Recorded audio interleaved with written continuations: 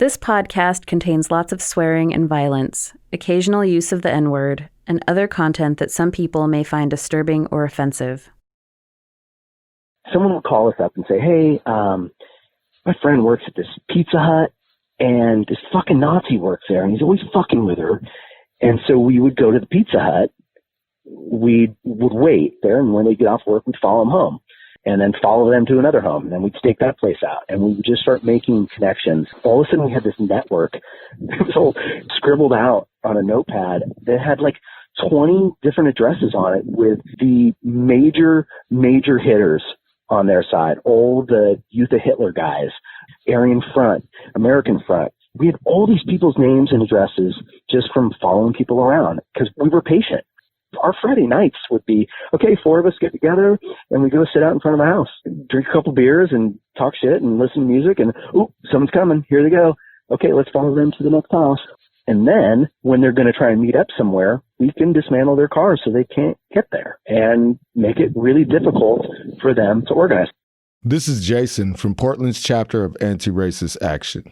The week before they were all supposed to go to Aryan Nations, we just grab a bunch of Jolly Ranchers and go from house to house to house, putting them in gas tanks so that they all had car trouble and they all had to pay a mechanic's bill so that they didn't have as much income to take off for the weekend.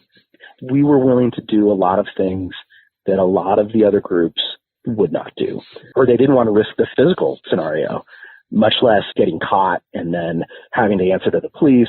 We are totally willing to do this, and we'll do it so that you don't have to. I'm a white male. I'm going to make myself a target.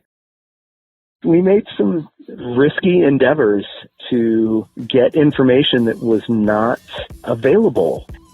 These friendships that were made early on led to, of course, Jonathan calling me up and being like, hey, man, I got to go dig through some trash, and I would really like to have a couple people with me. You got it. Let's go. We had intel on everybody. We were a little obsessed, but we knew it had to be done.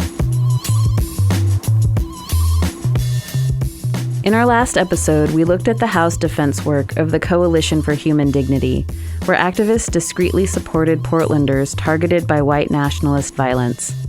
In this episode, we offer another example of the Coalition's dedication to using a diversity of tactics in the fight to drive white nationalist organizing out of Portland. We'll hear about the far less public side of the Coalition for Human Dignity, digging through trash, following known racist skinheads, and sabotaging vehicles. The CHD also sent undercover agents to white nationalist meetings and gatherings on delicate and dangerous missions. A wall of secrecy existed between the community-based activities of the Coalition and their intelligence work. Who are the people who masterminded and took these risks? What did they do with the information they gathered? I'm Mike Crenshaw. And I'm Celina Flores, your host for It Did Happen Here, Episode 7, A Research Capacity. By the early 1990s, the Coalition for Human Dignity had shrunk in size but sharpened its focus. Within the broad coalition, a core group of anti-racists publicly confronted neo-Nazis in pickets and marches, organized house defenses, and nurtured ties to street-level anti-racist groups like Anti-Racist Action and Skinheads Against Racial Prejudice. Early on, the CHD identified intelligence gathering as a key part of its mission to expel white power racists from the city. They collected reports from citizens who observed neo-Nazi activity in workplaces and neighborhoods. They worked closely with the Homophobic Violence Documentation Project hotline run by the Lesbian Community Project to identify and address hate crimes. And they collected intelligence on the hundreds of neo-Nazi and far-right groups organizing throughout the Pacific Northwest. A key figure in this intelligence work was Jonathan Mozzochi. We heard from him throughout the series. Mozzochi was a fixture of the Coalition for Human Dignity. Stories place him on the street confronting cops and racists, helping with trainings, organizing large protests. But his passion was digging into the white power movement to learn who they were, where they would be, and how to take them down. Jonathan was a Lewis and Clark student involved in Central American solidarity and socialist politics. His highly principled anti-fascism and detail-oriented approach to fighting the right comes through in his speech, and it's clear that he has a temperament to organize an intelligence operation from the ground up. Jonathan Mozzochi's comrades and allies speak with great respect of his commitment to the fight against fascism. Right-wing websites to this day post about him with deep hatred. The Coalition for Human Dignity maintained something called the Shop. The Shop was the name of the coalition's intelligence headquarters, located in industrial North Portland. Which was an office that housed 30 filing cabinets full of primary and secondary sources on far-right groups in our area of responsibility, which we took to be the Pacific Northwest. We had a very specialized library of more than 500 volumes. We had hundreds of videotapes and audio tapes, and then we had databases full of license plates from when we would send people to events to write down the license plates, and then we'd have to run them through the Oregon DMV. This would take time, and it was very labor intensive. One of the contrasts with some of the anti-fascist fight the right groups today is that a lot of that information can be got by online activists. That was not available back then. There were, at that time, hundreds of small papers throughout the region that would include in them letters to the editor, stories by beat reporters, so on and so forth. And if you wanted to get those stories, you had to subscribe to a clipping service, which would take, keywords like white supremacist or anti-immigration. So the service would have someone cut out a whole bunch of clippings, put them into a packet, and then mail them to us. And once we would get them weeks later, we would index them and then put them into a database so that we could monitor them and begin to understand what it was they were doing. So my point here is that that's a lot of volunteers, a lot of labor, and it was a very different information environment. So in order for us to be competent, we had to have funding, we had to have support, we had to have people with basic library science skills. So that's what we did. And so this work was carried out by myself and a few other people. And the late Stu Albert, who was a somewhat famous yippie from the 60s, was instrumental in the Coalition for Human Dignity. He was on our board in training and helping people like me develop these skills with intelligence gathering. Stu died a few years ago. We miss him. I miss him terribly. But he was a wonderful link also to 1960s radicalism and what was then the contemporary lab. Another key figure in developing the coalition's intelligence work was Leonard Zeskind, author and research director at the coalition's parent institution, the Center for Democratic Renewal. Zeskind is referred to here by Jonathan as Lenny. It was Lenny's style of organizing a research-driven local unit. That's primarily his idea. Lenny has a better grasp of all of this, I think, than virtually anyone, really anywhere. And here's Leonard. This work takes time and energy, and it takes the ability to, if you're developing the informational organization, it takes months. It doesn't take days. It takes months and sometimes years to develop good information. CHD was willing to do it. What Zeskind champions is the belief in a community's ability to organize locally, that anyone can be trained to fight against the right, and that community defense is strongest when it originates from a local base. National watchdog organizations like the Anti-Defamation League or the Southern Poverty Law Center used the top-down centralized power structure where local groups were guided by a national headquarters. The CHD's intelligence work, on the other hand, worked on building intelligence and community strength from the grassroots of the communities themselves. We argued that research should be local and should be carried out in local communities by local people. Local communities have it within their power to monitor their own races. It's local people who know best what's going on in their communities. In order to knit together all of that research and all of that monitoring, we became a regional source to do that. And that meant training and working with hundreds of people in different communities who were tracking all of these groups. Here is Stephen Gardiner, the Coalition's intermittent executive director that we met in episode 3. 3 or 4 people working full-time can't do all of this research, so we trained community researchers, 1 or 2 people in each town where there was some kind of activity happening. This ended up being a whole bunch of trainings around the Northwest, basically overviewing the picture of the far right in the Pacific Northwest, what kinds of activities were happening, what communities could do to respond. We were always big believers in informing your community who might target your community, what kinds of ideas, what kinds of ideologies, what kinds of tactics before there was a high-profile hate crime or a march that made the press or something like that. Again, Jonathan Mozzochi. Because the far right was a social movement, and by that we meant it wasn't part of the state. Most of these people were organizing outside of government. They were in citizens groups, grassroots, far-right organizations. Because they were organized in that fashion, it gave us a unique opportunity. We did training sessions to develop skills to research the far right, and some of that research involved infiltrating them, sending people to meetings. We called this broadly having a research capacity or an intelligence capacity. What did infiltration look like for the Coalition for Human Dignity? For some, it meant going deep undercover into far-right groups. Other infiltration tactics were simpler. One person trained as an infiltrator and field researcher was Devin Burghart, a young college student from rural eastern Washington, who today investigates right-wing fascism at the Institute for Research and Education on Human Rights. I became involved while I was going to school up at Western Washington University. Jonathan Mozzochi and Stephen Gardiner came to do a presentation where I was going to school, and they mentioned the fact that the organization had internships. I immediately jumped at the chance. I was super excited.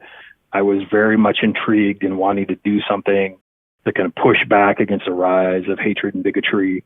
So I immediately signed up and got involved. From the very beginning, they put me to work going to militia meetings and Klan rallies and other types of events around the region to try to gather the really important investigative research that the organization had become known for. I had the privilege of being one of the first interns that the organization brought in as they had moved from that exclusively grassroots organizing efforts that took off after the Syrah killings to taking on more of that role in the investigative and research side of things. CHD employed pretty much all of the investigative reporting techniques at our fingertips. And that includes the ability to infiltrate and go undercover at events to find out what far-right organizations are doing, to get beyond the public face that these organizations put forward, to find out what their real intentions are and what their real agendas are behind the scenes. The only way to do that is to infiltrate and go undercover. So the internship program helped train and equip me with some of the skills to be able to do some of that initial work, not the deep undercover work that's sometimes required, but the ability to go to public meetings and events and submit reports and write-ups about what was happening at those events to give a better sense for not only our organization, but other community organizations around the region about what was happening so they could get prepared for the next wave of activity rather than always having to worry about what had just happened. What type of events did neo-Nazis hang out at? Stephen Gardiner describes. We sent people to rallies, or we went to rallies if it was a public event, or places where we knew that were not necessarily Nazi space, but where we expected to find them. And that would be punk shows, gun shows, and what came to be called preparedness expos, where survivalists gathered together to trade hints and buy mineral supplements and bayonets. People who would go to events for us, they had clean identities. They were not someone who had been published. This was a pre-internet time. So if you have a P.O. box and you're not an author or something like that, people could be pretty anonymous going to meetings and finding out what was going on directly from Nazis or from Christian patriots. There were probably another 20 to 30 people who were closely involved with us doing that from time to time. At this point, the Coalition for Human Dignity was a busy, active organization. When Stephen talks about 20 people who operated in the capacity that Devin describes, that means 20 reports to file, 20 people to track that they got home safely, 20 people who maintained a clean identity. That's a lot, especially when we consider that intelligence was just one branch of the organization. Remember, too, the coalition supported people in deep undercover who infiltrated nationally organized neo-Nazi groups. People continue to maintain silence about that work, so there's not a lot we can tell you about it. Coalition activist Abby Layton describes how her work in the CHD was supported by the intelligence. When we first started out, we actually had these beautiful young people who volunteered to infiltrate. There were quite a few of these brave young people, anti-racist skinheads, who infiltrated into these groups, especially Tom Metzger's group and some of the later groups that formed from Tom Metzger's activities here. So we had direct access the minute that there was any information, came to us. The Reverend Cecil Charles Prescod was one of the CHD board members back in the 1990s. He's an ordained minister in the United Church of Christ and a brother in the Order of Corpus Christi, and is currently the director of faith formation at Ainsworth United Church of Christ in Portland.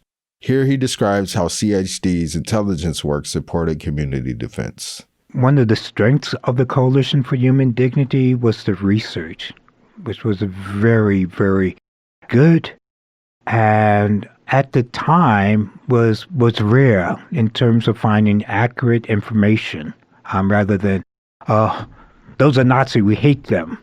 And coming to an understanding their background, who are the different players and individuals, their individual history, how they connect, where there are differences among those groups, and also where could you possibly find weak spots.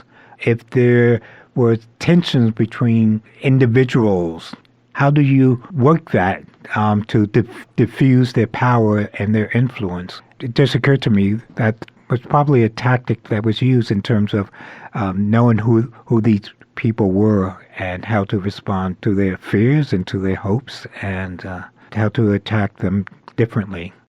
Again, Devin Burghart. It was intense. You always have to be alert and concerned about your security and the security of others. But it was also enlightening because it really helped dispel a lot of the mythology that I think a lot of us have around neo-Nazis and far-right activists in general. It helps both show the human face of the other side, and also introduced me to how they interact with one another, how various factions and schisms, how they look at the opposition, how their paranoia impacts all of their activity. All of those kind of things are really illuminating to see. But what was really, I think, at the core is you really saw, once you got behind the scenes, how much race and racism and anti-Semitism really were at the core driving a lot of this stuff. Even though when they were talking to the public, they tried to often cover up or downplay that stuff.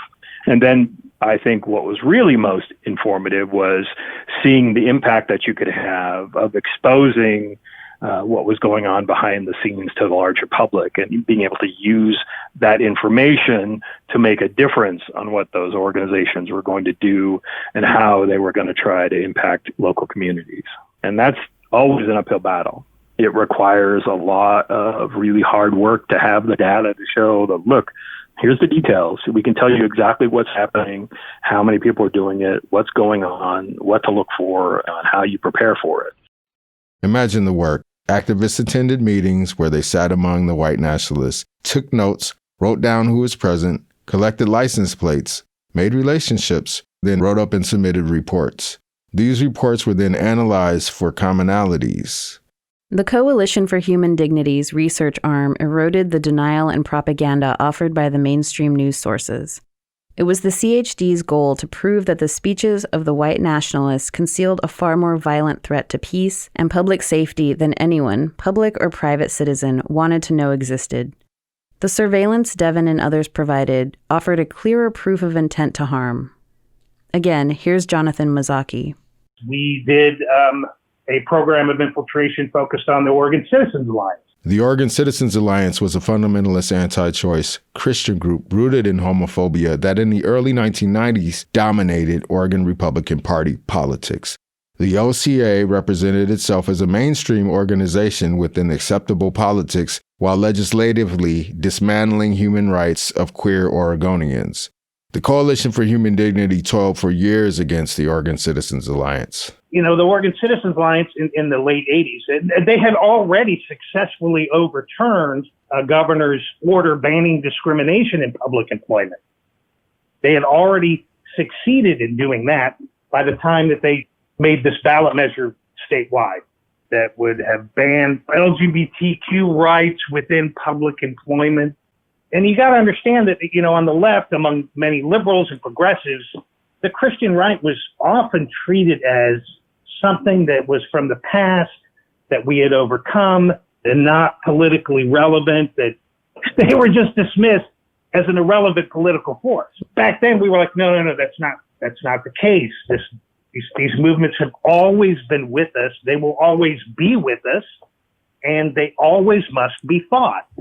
So with the Oregon Citizens Alliance, which was becoming more politically powerful, we managed to secure their full donor lists, internal memos, and all kinds of information. But some of that was very, very important in getting a better picture of who their donors were, what their social class backgrounds were, demographics of their donors. Also, you get a sense of the culture within the political organization when you get to read their memos. We wanted to know what they were eating for breakfast. We wanted to know everything about them. You do, because that makes it easier to fight them. We've heard how the intelligence was used against white nationalist movements. What tactics did the CHD use locally to expose and discourage individual racists? Here's Devin Gardiner and anti-fascist activist M. Treloar. The most effective things were direct interventions. Now, that included sharp/ARA confrontation, but it also included, if they have a public event, to show up with many more people than they did and confront them more rhetorically. That included outing them. This was a strategy to make them visible in the community. So to call up employers and say, look, do you know you have a Nazi working for you doing customer service who has visible swastika tattoos? Do you really want that? We had a known violent skinhead who was living in an apartment complex where there were vulnerable people. We would call up the landlord and say, look, this is a person with a history of violence. Within the applicable fair housing laws, do you really want this person living in your space? And usually what they would do is they would look at it and say, this person is having a party every weekend and trashing the walls with hammer blows. Maybe we have good cause to ask them to go elsewhere. And so what happened with some of these tactics is it kept them from congregating in the city of Portland. Many of them were pushed out into the suburban areas where they were more diffuse and where, especially at the time, was much wider anyway, so there was less of an intimidation factor. Then I think in terms of dealing with the boneheads, having a broad set of people we could reach out to in the community beyond the street level confrontation to say, look, this is a real problem. It may not be that you're seeing them, but this is our city. We always tried to think, okay, who's going to be most vulnerable? And, how can we do whatever it takes to move these folks away from the most vulnerable communities? Then the other thing we did that was a little bit more controversial within the group was we said they can't hold a job. If we find out that they have a job anywhere within 50 miles, we'll show up and we'll tell their coworkers. We did that several times. So folks would call in and say, so-and-so's a Nazi and he's working here. And we'd say, okay, we'll investigate it. And it was not always true, but it was true often enough that we could say, okay, let's get together 50, 60 people and show up at the Olive Gardens and we're going to picket there. And we would have their name and, if possible, their photo on a flyer. And we would say, here's what they did. Public information, and we'd say, this is what we know about this person. He's working here. We would leaflet the coworkers first And then we would tell the manager, we're going to be here. Everybody who eats here and works here deserves to know you got a Nazi in the back room. And that drew people towards us, gave us credibility, and gave us a sense of what we're doing matters, because it did. Every time we did it, they lost their job, and I'm proud of that. It drove them out of where they were and made their lives more difficult. We would talk to them through secondary sources. We just put the word out. If you don't want this to happen, all you have to do is say, I'm no longer part of this grouping. If you drop out of this grouping, we'll leave you alone. If you stay part of this grouping, we're going to make your life hell wherever we find you. Some of them, it probably pushed them more so into the grouping, as in, everybody hates me, therefore I'm going to stick with my Nazi brothers. Many of them quit. There were 200, 300 Nazi boneheads in the area at one point, and the ones who did not go to prison drifted away. And they drifted away because their choices were either form a new tightly knit grouping or cease to be part of this so I can get on with my life. You can say there was a generational choice, but some of them, they hunkered down and eventually became Volksfront. We debriefed people who didn't want to be Nazis anymore. So we spent a lot of time with anyone who wanted to come out, asking them, why did they get in and what kinds of activities were their groups involved in, and what are your biggest concerns, and so on. And again, when it came to ex-Nazis, we were like, if you were once a Nazi, it's not enough just to say, I'm no longer a Nazi. You can't be neutral in this particular fight. It's not ethically tenable. If you're going to come out, you're going to come all the way out and tell what you know. A thorn in the side of both the CHD in general and Jonathan Mozzochi in particular was Portland cop Lauren Christensen, a Portland Police Bureau member and a high-level influencer within the state's gang task force. Christensen was despised amongst Portland leftists as he undercut the hard work of anti-fascist groups, including the CHD, by repeatedly associating anti-racist skinheads and punks with racist skins, muddling them all together as youth gang culture rather than as specific subcultural groups. Jonathan Mozzochi relates a personal triumph in his intelligence career. One of the things I did personally that the Coalition for Human Dignity is not responsible for, but that I did, is I managed to get a hold of Lauren Christensen's unredacted internal intelligence reports. I managed to get those over a period of, I think, 6 months or a year. And then we used that information to have a more effective means of fighting these racist groups. So these intelligence reports, so you understand, every time a cop came up upon a racist skinhead group and then interviewed them or arrested them or whatever, it would go into these summarized intelligence reports. The names, addresses, workplaces, social security numbers, just a wealth of data in there. I managed to get a steady stream of those reports. And then we used them to fight these guys. When I was stealing his reports, it also gave us a better way to contradict him in the press. When he was saying, oh, this group, they're just a bunch of kids, they're nothing. We were like, well, actually, they were all at an Aryan Nations compound last weekend, working with very professional neo-Nazis. That doesn't sound like wayward youth. That sounds pretty serious. So it helped us politically make our arguments also. Tending to and developing diverse relationships is another important part of the effort. Here's Devin again. It was, in fact, the research that told us that it was going to require a multiplicity of tactics. It required direct action. It required organizing to expose and confront white supremacists when they were rallying and holding public events, because that sent a message that the community wasn't going to remain silent and that Portland was no longer going to be a fertile recruiting ground for folks in the wake of white supremacist activity, that they weren't alone, that they could face the fear together. But it was really important also to expose their activities in which white supremacists were targeting for new recruits. So in essence, trying to inoculate communities that were vulnerable to white supremacist recruitment, to get them to draw a bright line, to exclude white supremacists from their subculture or from their organizing or from any of their other work. I think it was really important is to get more people to take it seriously, because back then it was really hard. It was often dismissed as local street gang activity. It was dismissed as harmless graffiti. But by doing effective and long-term research and organizing on it, you could show the larger community that this was, in fact, politically motivated, that it was designed to harass and intimidate Jews and people of color.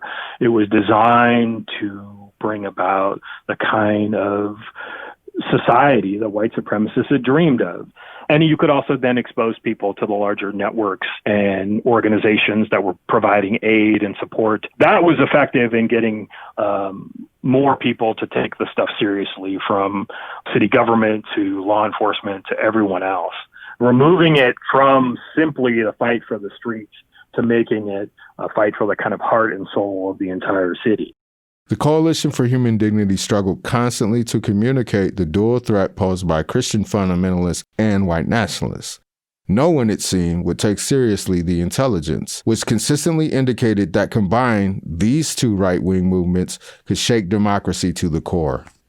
The Coalition for Human Dignity had two unique contributions. First was to recognize that the vigilante far right, that the threat of an American form of fascism, would come through the Christian right and the white supremacist movement.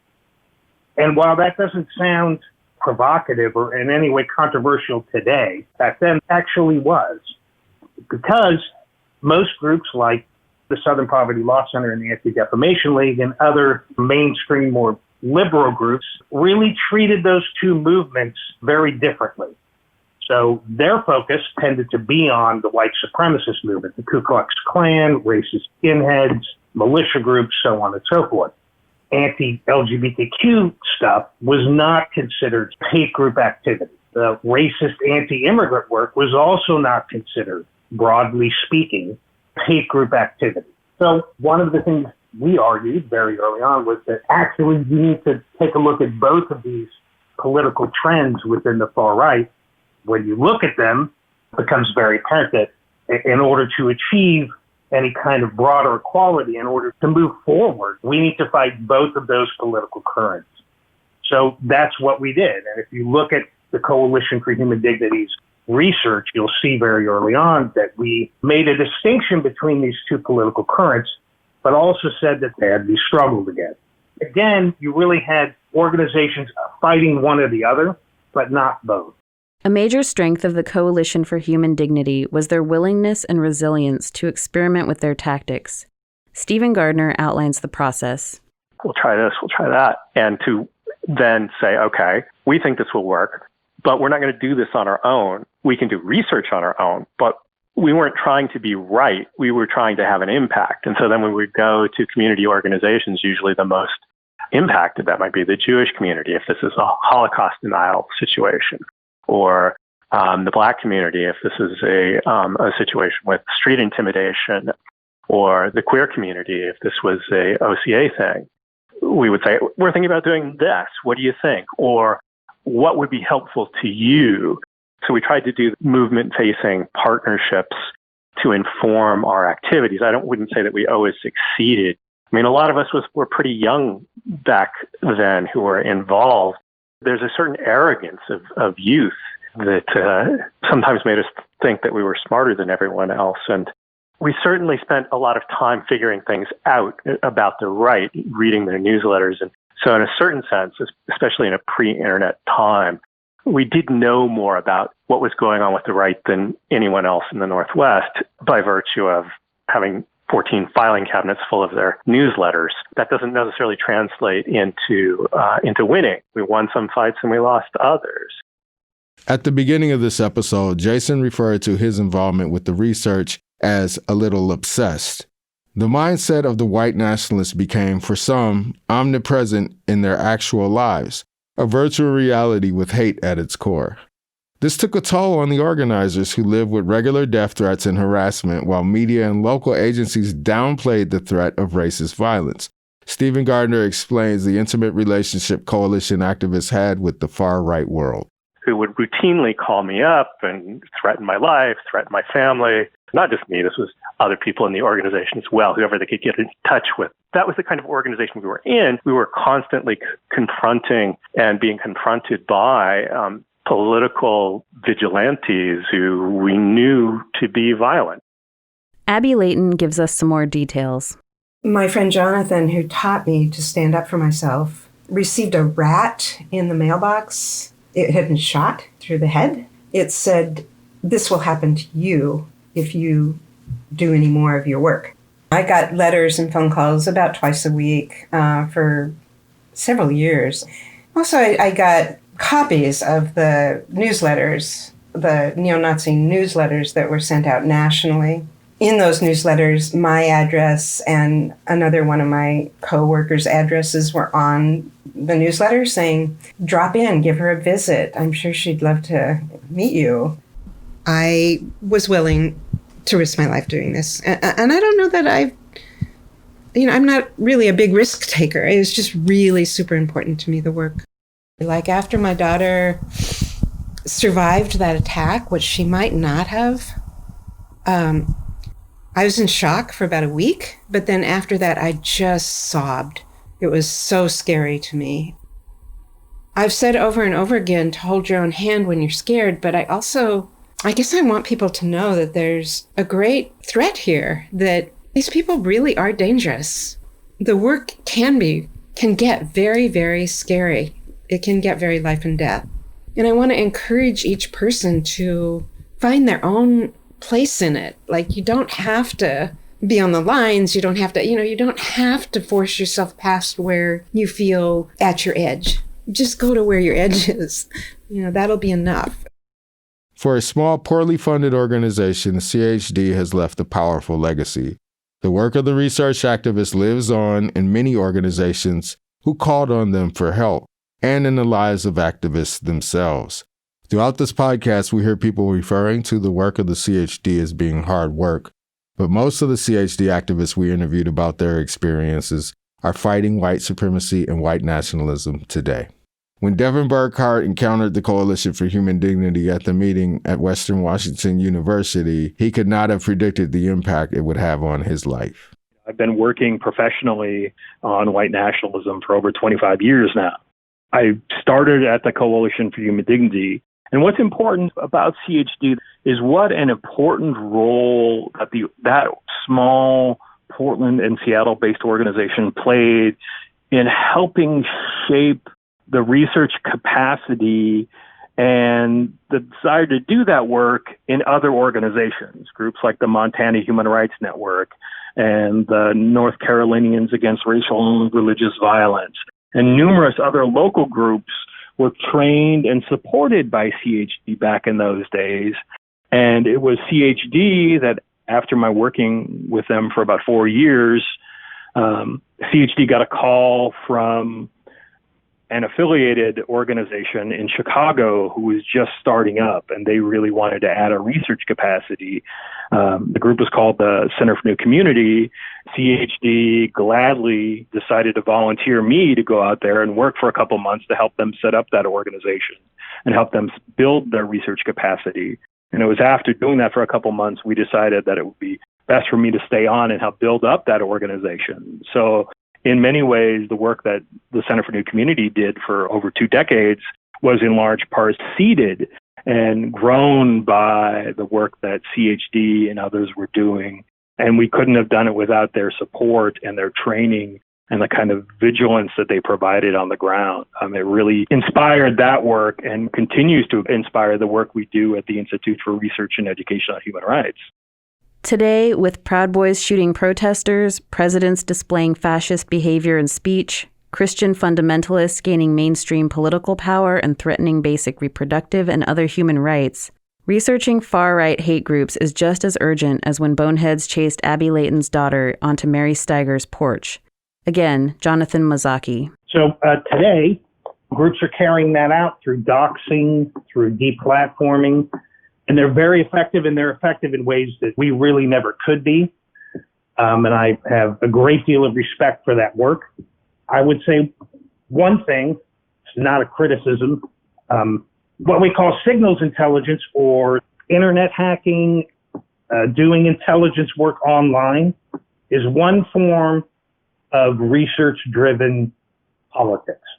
But the other form is human intelligence, where you actually have people go to their meetings, where people befriend these folks so that we can steal their membership lists, so we can have a better idea of what the internal culture of their politics are, what their political organizations are, so we can have an understanding of where their funding comes from, so we can track and monitor, for instance, when they're supporting a Trump candidacy, months before the guy is going to run for office. We need to have that information. And one of the ways that's very effective in doing that is developing people to go and do that. Contemporary fight the right groups are far more effective at signals intelligence in utilizing the internet, but perhaps not quite as good as we were at developing people to infiltrate those groups. We need to do both. And finally, a message to activists on the front lines today. If there's anything that I would tell contemporary activists, it's really push the envelope. You're going to need to do this, because if you don't, you're relying on other outfits to do that intelligence gathering for you. And if they do it, then it's going to be their political interpretation of what that stuff means. You don't want that. We need to have control of our own intelligence. We need to have control of our own research. And that's what we did. We didn't rely on outside groups to come in and tell us what the threat was that we were facing. We did the research and we knew what it was. And therefore, we had a better means of a counterforce of organizing against it.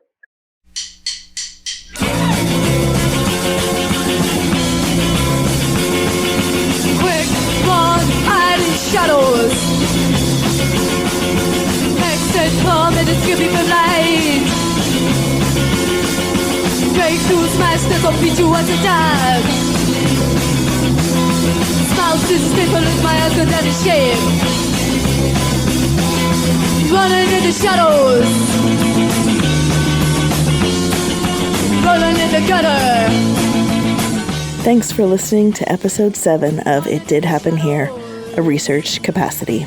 There are show notes with links, transcripts, and other relevant content at our website, itdidhappenherepodcast.com. You can also listen to the podcast on the KBOO website and on Spotify, YouTube, and Apple Podcasts. This episode, interviews were by Annette Newell, Claire Rischiotto, Celina Flores, and Erin Yanke, and your hosts were Celina Flores and Mike Crenshaw. This podcast is produced by Celina, Mike, and me, Erin Yanke. Our next episode, Sharper Times, will be released January 8th. You'll hear about the role played by skinheads against racial prejudice in conjunction with Anti-Racist Action and the Coalition for Human Dignity.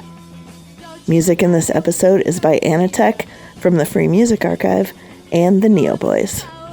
Thanks to the bands for the music. Thanks to the participants for sharing their stories and experiences.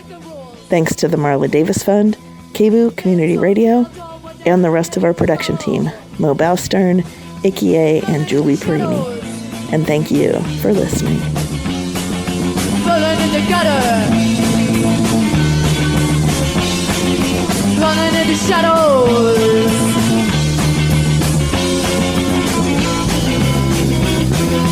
Quick, run, hide in shadows.